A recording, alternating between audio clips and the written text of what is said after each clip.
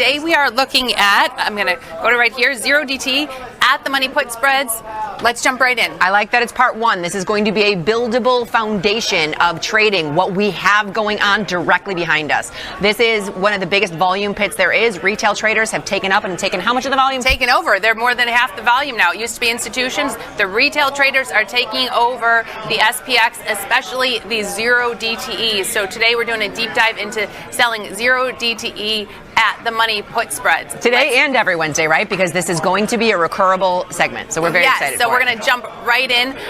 Here we go. The 0 DTE option markets give traders access to rapid results at liquid prices. And so far, our research has avoided making directional assumptions and focused on delta neutral approaches to selling the 0 DTE options. But as the markets climbed higher and higher, it's natural to wonder what happens if we decide to pick a side. Okay, so today we're going to crunch some numbers and see how different approaches to selling 0 DTE SPX puts have performed. Put spreads, I should say. All right, using over 2.5 years of data. That's how long these 0 DTEs have been around. Just almost 2.5 years. Over 2.5 years of data in the 0 DTE SPX options, collected this data every 10 minutes. Consider the results from selling one put spread every day with, now this is important, at the money short strike. So at the money short strike.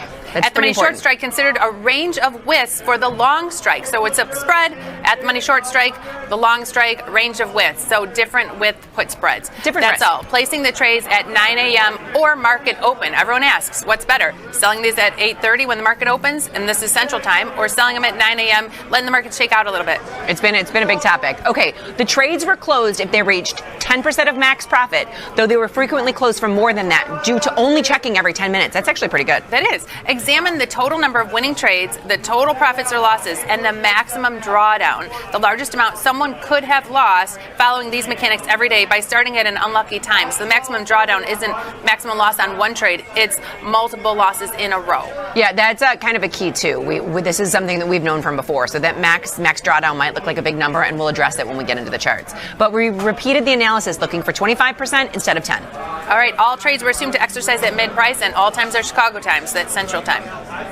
Here we go. 0 DT at the money put spreads open at open. So when the market opens, 8:30 Central Time, closed for a 10% profit. $10 wide, $15 wide, $20 wide, $25 and $30 wide put spreads. Okay, so this morning at 9 a.m., exactly at 9. I mean, I was looking to the second, Jacob. I put on a $10 wide at the money. All right, so these are at the open. He's going to compare open versus 9 a.m. Yes, I'm sorry, I did it at 9 a.m. So this is the open. So if you put those on, you're probably going to get wrapped around the same. So this is, you've got $10 wide, like she said, all the strikes around there. All of these are profitable at 10%. Average P&L, all positive. You're going to have the highest average P&L with the $30 wide, but you're also getting the highest max drawdown, and that's starting at an unlucky time and having multiple losses in a row. Can you hear this? They're probably trading behind us. Yes, it's very busy. The natives are getting restless behind us. Okay, so so taking a look at this one, I'm really glad we're deep diving into this. This is something that I like to show, especially newer traders or people that are just getting into this. You're really looking at a defined risk. If you're doing something $10 wide, $15 wide, $20 wide, that is your risk definition. The max drawdown, as Jenny has mentioned, means you're entering where there's going to be multiple losses in a row. I'm going to pull this up. I'm going to go to the platform here and pull this up. I know we're 10 a.m. Central Time right now, but I'm going to pull up this trade just to see the mechanics of putting it on. If I go to the 0 day, and here's my at the money put, 50 delta at the money, just right outside where we're trading right now. Actually, we're trading 66.84, so at the money might be closer to the 66.85. Right. So here's a $10 wide for $4.50. So you know what's interesting, Jenny, is like I said, I did mine at 9, and we're going to go and take a look at this. I got $4.25. So it's not much. Well, you see, I'm slightly in the money. But it's still going to be wrapped around as long as you're going with the 50 delta, $10. It's going to be, you're going to get less and less as the day goes on, but not significantly less. And if you're taking this offer 10% profit, it's just $4.40. That's all you're getting, $44. If you're taking in $440 credit, 10% profit is only $44. It's not that much. It's not. But then you widen it. So here we have $15 wide. Almost $6, $20 wide, $7.50. It seems to almost be adding a little bit more than $1 each time you add $5 in risk. Wrapped around. I mean, I'm giving you back of the neck in math. When you look at the results, when you, like, here's 85, 55. Here's $30 wide for $10. So 10% of that's 100. And you look at the result, $30 wide, $61 average P&L per trade. It doesn't look like there are too many losses. No, you got to keep in mind too that this is baking in the losses and the wins, right? So it is defined risk. So what you can see is, I think the wider that you go, meaning $10 wide versus $30 wide, your maximum drawdown does get bigger. Your P&L also gets bigger. There's the risk reward give and take. There is the risk reward give and take, and we're going to keep doing a deeper dive into these. We will in the future. We're going to study more of these, and maybe next time we'll ask, do 2 $10 wides versus 1 $20 wide. That's another choice. Now let's look at 9 a.m. Same trades, opening them at 9 a.m. instead of at 8:30. Still all great results. Pretty similar, I would say. I would argue they are very similar. I mean, when you're looking at this, if you're saying 9 a.m. versus 8:30, this is dealer's choice. This is, I mean, if you're going to nitpick, there's a little bit more of a max drawdown and a little bit less of a P&L, but they're all very similar. Honestly, I think it's what works for you. If you're at your computer at the open, it's great. It works. If you're in the shower and you don't make it until 30 minutes after the open, it still works. And you got to keep in mind, when Jacob does these studies, this is not saying, oh, look at the market, I'm afraid of it today. This is mechanical, opening it up as if you were a machine. Every day you're doing it. If you get the loss, you get the loss, but you're back the next day to trade again. That's what these results are saying. And this includes losses. To over 2.5 years of data in SPX, including this past February, because this past February, that was the worst results for the 0 DTE SPX trades since we've been doing them for about 2.5 years. And you're going to have those losses, and those are also in there. So let's go to 25% profit. I like this. I like taking a little bit bigger of having a little bit higher profit target. Again, good results.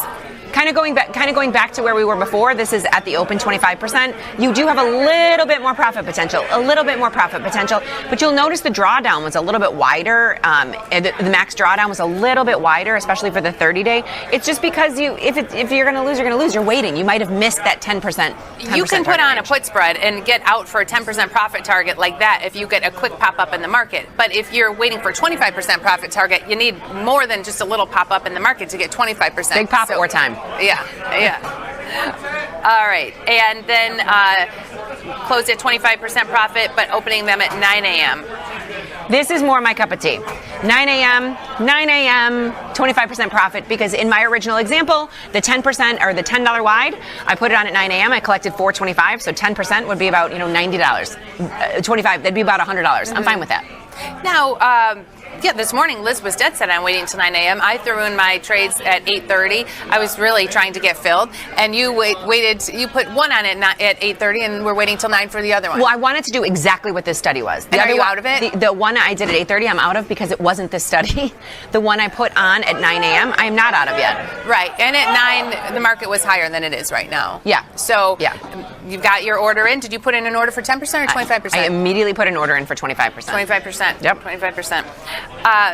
Takeaways: over the duration of the study, SPX has climbed from 38.35 to 66.44. So it's no surprise that selling puts every day has been a profitable approach. I get it. We've been in a bull market, but we've seen this trade many times come off, even on a down day. So that's the one. This is the one takeaway, and I love the resident genius, and he is right. So if you're selling put spreads, they're neutral to bullish. But if you're selling the put spread and you're putting in an order to close it for 10% or 25%, you're looking for a small pop. The day doesn't necessarily have to end up. I know they say, okay, we've been in such a bull market, but I'd like to see how many days. How many days were green, how many days were red, because I don't think it's that crazy. But it doesn't, hold on though, but it doesn't matter. Like it's probably, 50, maybe it's 54%, 46%. But with this style of trading, you don't have to end with a green day. That's what I mean. It doesn't have to. You don't have to. Because we haven't had all green days. We've had plenty of red days. So you don't need a green day to get out of this trade. You really don't at all, which is fascinating.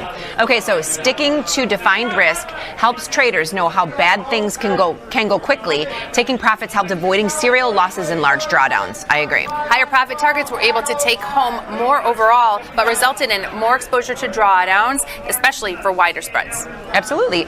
There was not clear, and I like this, there's not a clear difference for traders who sold their puts between 8:30 and 9 a.m. Like I said earlier, it's kind of dealer's choice. All of these are high probability trades that you can look at in the morning. even narrowing our trading all the way down to SPX 0DT credit put spreads leaves a wide range to explore. In the coming weeks, we'll experiment with short strike placement, trade management, and rolling. We have lots of great ideas for Jacob for these studies in the coming weeks. We'll bring another new study next Wednesday. And these will all build on one another. We're very excited to have this segment back, and we want to give a big shout out to our resident genius and everybody out there.